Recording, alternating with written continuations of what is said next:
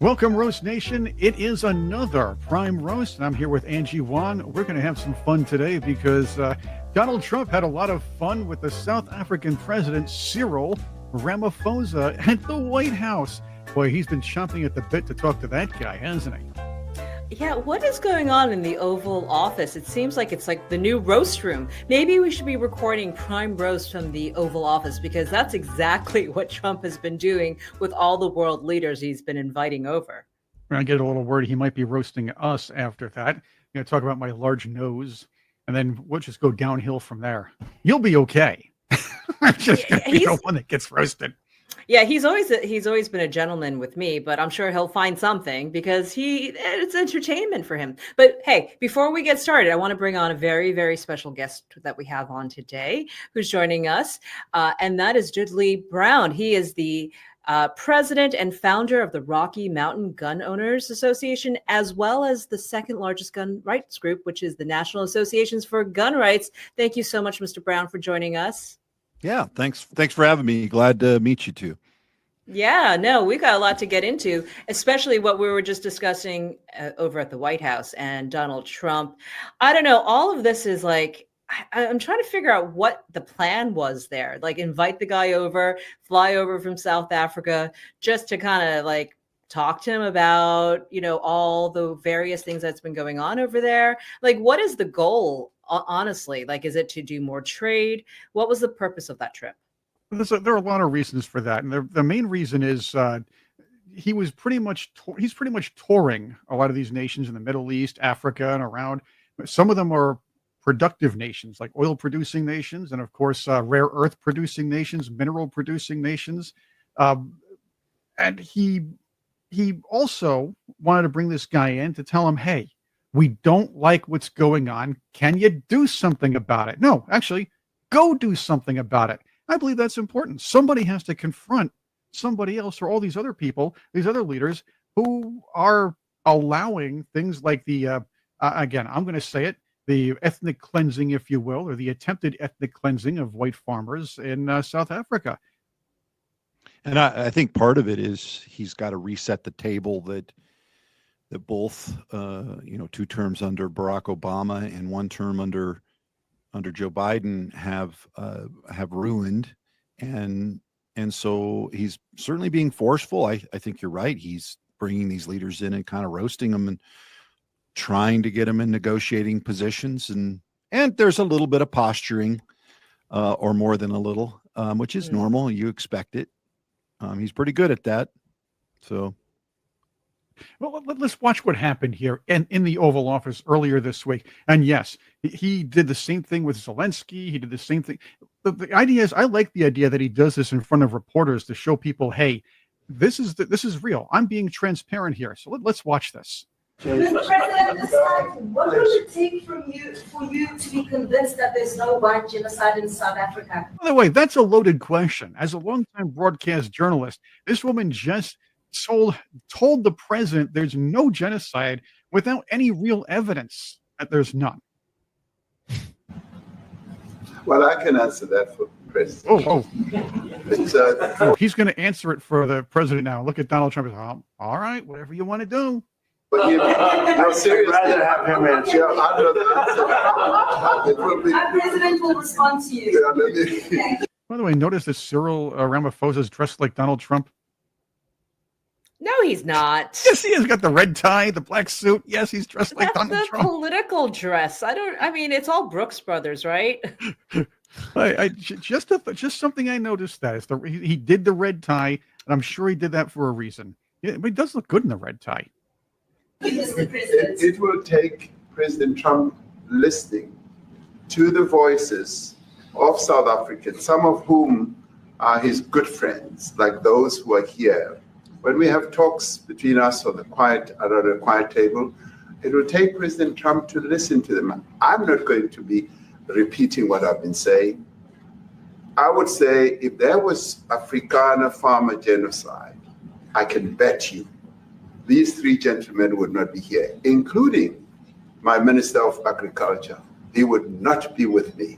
Trump so waiting it will take him, President Trump, listening to their stories, to their perspective. That is the answer to your question. But, Mr. President, I must say President that Trump. we have, wait.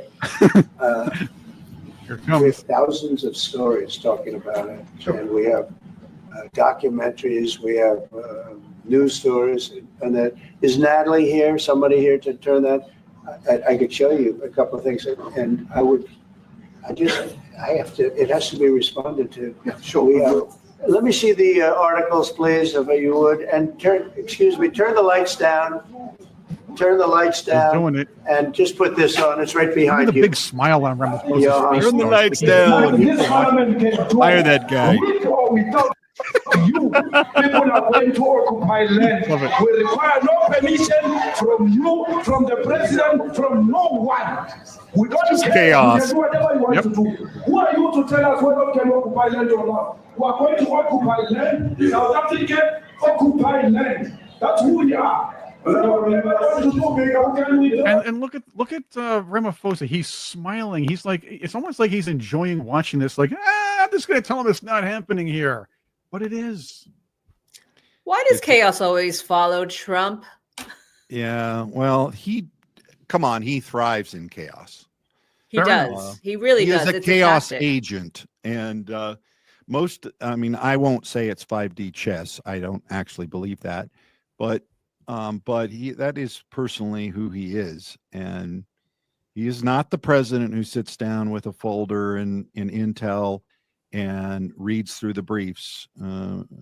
I don't actually believe he does read. I believe he listens and talks to people, and he's a New York real estate mogul. I mean, those guys, talk and your standard Brooklyn speak and make deals, right? So it's totally different than any president we've ever had. There's no question. Yeah, there's nothing wrong with it. Maybe we need an agent of chaos somewhere along the line, but somebody had to confront this guy because the Western media sure was not doing its job for the last 20 plus years. They didn't do a thing. As a matter of fact, they covered it up. It was almost like a long list of Walter Durantes. We're trying to make the South African communist government, yes, look absolutely fantastic and everything's going fine. That's why nobody talks about the high crime rate. Nobody talks about it being the carjacking capital of the world. I can't say there are bad things that happen to infants that have gone, the numbers have gone up with that since the African National Communist Congress took over. And again, you can't use the actual word. Freudian slip, flag us right there. But you see where we're going, right? But somebody had to say something. The funny thing is, the government here, and we've seen videos of this, they sing, the leaders sing, kill the Boer, kill the white farmer.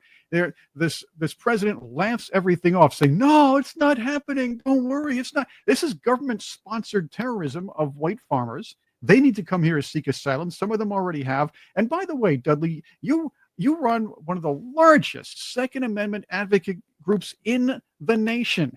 This is the very reason America has a Second Amendment, to defend itself and for people to defend themselves from a tyrannical or a potentially tyrannical against government. tyranny. And I like to say that it is not given by government. It is only recognized by government in the Second Amendment. And but it's actually a God-given right. So when people say, oh, I just care about Second Amendment rights of Americans, I'm like, well, actually, it's a God-given right. So you should care about it all across the planet. Now, of course, we should focus on our own country first. But in this case, Donald Trump isn't doing America first right here. He's actually interested in tyranny that is really against human rights, and he should be. I think America should stand against that. I'm not a isolationist. I think we should set some standards and not deal with countries or push countries into respecting human rights. And again, it's a God-given right that only the Second Amendment recognizes. Last summer, when I was representing the organization at the Arms Trade Treaty of the United Nations in Geneva, Switzerland, I gave a couple of speeches, one of which all I talked about was it being a God-given right, and that government should not have the monopoly on possessing the tools for defense of personal defense, of the defense of their country, really. And that is not well received by most tin pan dictators and bureaucrats from socialist countries, because it's a foreign concept to many of them. And until, of course, you look back not very long ago and you see what happened in countries. We see Central America, South America, and the Middle East, and all the way back into Europe, obviously in World War II, especially, where firearms were seized from private citizens because they knew that's the only way you can shut them up is you disarm them first. Yeah, but here we're talking about property rights under siege. We're talking about targeting of minority communities, in this case, white Afrikaans, right? And then, I mean, but we're bringing in a very kind of Western rhetoric into this, right? But I think property rights, these are just basic things that is under siege right now in the country. So I guess what I'm asking is, do we want Americans involved in this? We have a lot of problems right now. We have a lot of things. We're taking care of the world again. Don't you feel like it feels like every single day we're dealing with another foreign policy issue? In this case, I think, Angie. Angie, I just want to get you there. I like that. I like what you're saying, because I don't like the idea of being world police, but it's really just the president sitting down with the leader of another nation and says, hey, you got to do something about this. And if you don't, we're going to just expose it. This is not a small issue. Yeah, right. This is not just a little small issue. Angie, I used to have that attitude, and because my organization has been the lead against this United Nations Arms Trade Treaty, because there are sovereignty questions, there are questions about would it apply to American citizens, and we were the only group really paying attention. But before I went to Geneva last year, I did have that attitude, like, as long as it doesn't apply on American soil, I don't care what they do. And then I went and heard the ridiculous claims they made. I'm like, actually, now I care about what did they say? World.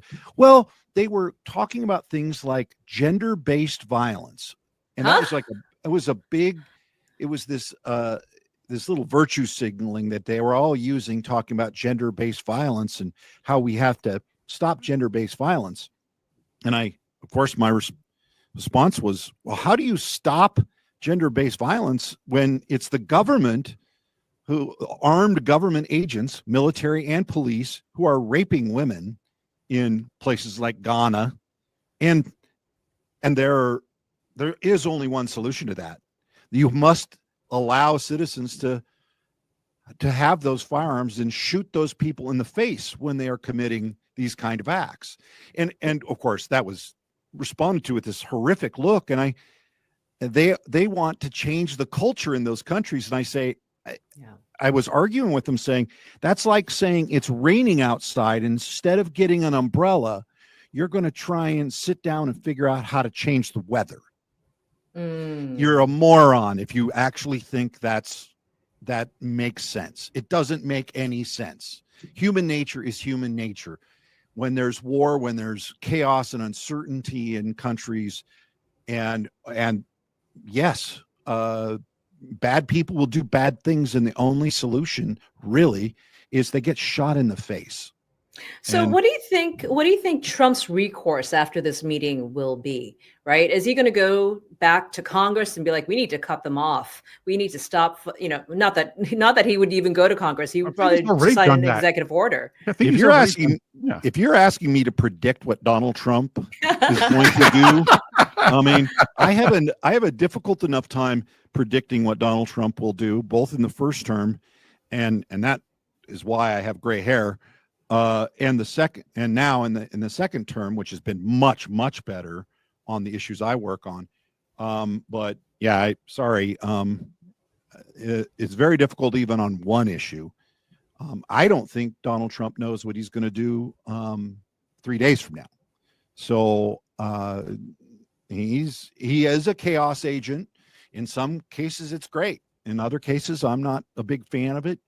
I certainly don't want. I want some very consistent policy on Second Amendment issues, and I'm get afraid of any politician manipulating the Constitution or manipulating Second Amendment rights. And yes, Donald Trump is a politician, even though he's a different one. And so I have to treat them all the same way, which with skepticism. So, and even when they're doing the right thing, great, but often that's it's a mixed bag. I mean, we just had a reconciliation battle in Congress, and I am, by disclaimer, I'm a federal lobbyist, so, and have been for a very long time. So, and that reconciliation process, which I was not a fan of, what's one of the reasons I'm wearing Thomas Massey's debt clock. It's a lapel pin that he calls his congressional anxiety inducer. He loves to wear it in the elevators and look at people and say how much of this $35 trillion is yours. Yeah. He actually 36. Sorry, I was not up to date. Now. Yeah, 36. Yeah. And this, if you can see it, it's actually counting it. And then verifies it at once a day. So it's the accurate number. Thomas Massey actually created this, invented. How did he do that? He's an incredible man. Well, he has degrees from MIT. So that tells you how he made his money. But the battle was on adding HPA, the Hearing Protection Act, into reconciliation. And of course, like anything on a budget battle, it's a way to gather votes. They were trying to gather pro-gun votes to vote for the reconciliation bill. And normally I would counsel anybody never vote for a budget increase, which it was pretty big. But this was one particular item that's frankly one of the biggest advancements in Second Amendment rights in 60 years. And it takes suppressors, silencers, out of the National Firearms Act, so out of all that regulation, and turns them into just a normal, everyday Brady background check, just like you do for your shotgun. And now we have a companion bill that actually turns suppressors into nothing. Senator Mike Lee is the sponsor, and it's called the Shush Act, and that's what we'd prefer to do. However, what is the Shush Act? I'm not familiar. The Shush Act turns suppressors. I don't even though I created the acronym, I don't even remember it. It's long. It means something. Okay. It actually means something, but it turns suppressors into nothing. And so you could mail order your suppressor and have it delivered to your home. And we think that's the way it should be, because firearms suppressors are really just medical devices to protect your hearing. And so those of us with very poor hearing because of firearms can attest to that. The Hearing Protection Act is a half measure. It turns a suppressor instead of an NFA item. Now it becomes a Title I firearm, which is just like your shotgun or your standard rifle or handgun. And so you still have to go through a Brady check when you bought it first from a dealer, but it doesn't have all these restrictions that follow it around. There are some spin-off problems with it in states that have restrictions, and I happen to live in one in Colorado. That's where I am right now, and we're dealing with the ramifications of what could happen. But that provision, the HPA, was added into the reconciliation. Now it goes over to the Senate. We'll see if we can retain it and make it actually stay. But that would be one of the biggest offensive wins for gun owners in 60, 70 years, maybe. Well, these next 2 years are the years to do it. Do you think you'll get the votes? Well, the Senate right now is Senator John Cornyn, who is, even though he's not the minority leader, he's still one of the leaders, certainly one of the bigger presences in the U.S. Senate, is and in the Republican caucus is having a primary in Texas. And one of the big issues with him in Texas is he's endorsed a lot of gun control. One of them, it was the 2022 Safer Communities Act that was basically federal red flag laws and all kinds of garbage. And that was John Cornyn made that happen.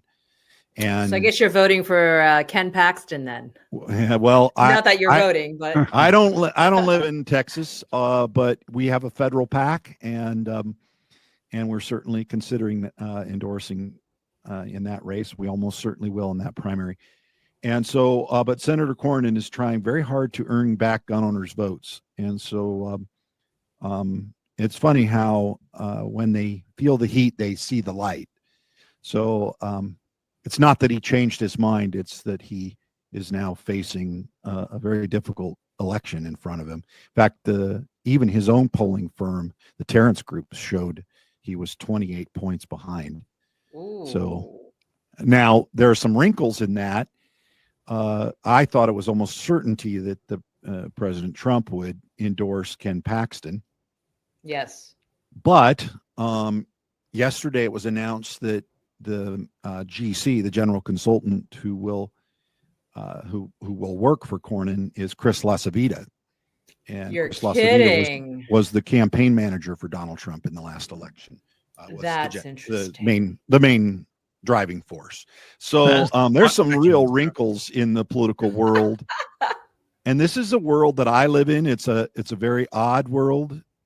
And I've been doing it for a very long time, 32 years. So what is even odder is the chairman of the board of my organization, of the National Association for Gun Rights, and the former, he's the one who helped me build the group and was the founding chairman and an attorney, Marine. His name is David Warrington. And in January, David was appointed to be the chief White House counsel.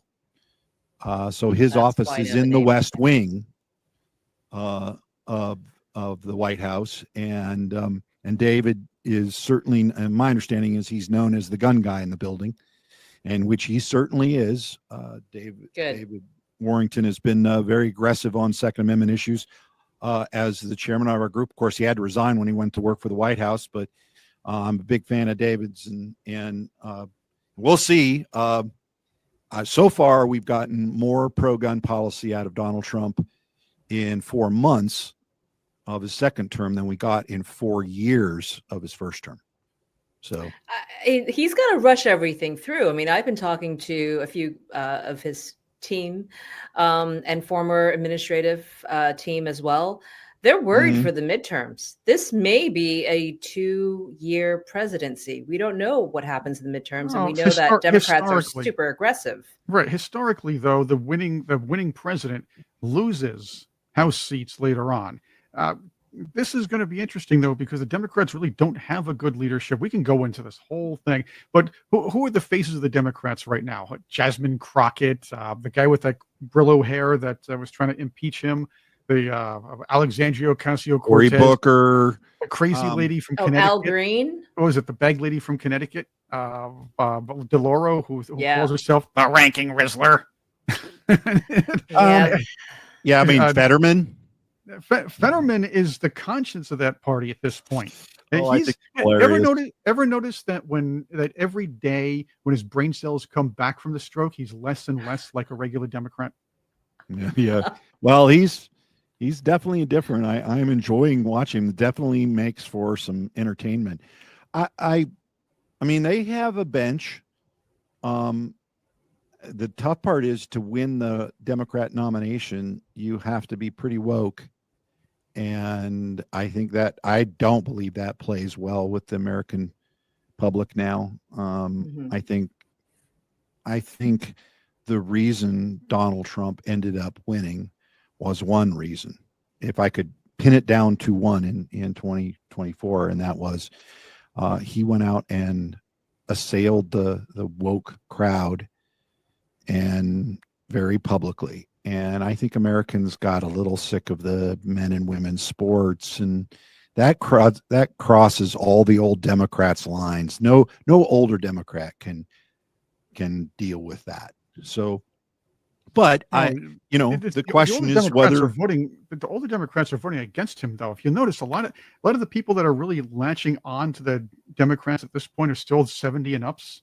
This is where so there were reports about this, and then it winds up that the 70 at the boomer Democrats are the ones that are still sticking by this woke or not woke because they grew up with vote blue no matter who. Younger people are leaning more, I'm not going to say conservative, but I'm going to say leaning less woke. So you're 100% right about the wokeness. Well, actually, it's killing the party and they're doubling down.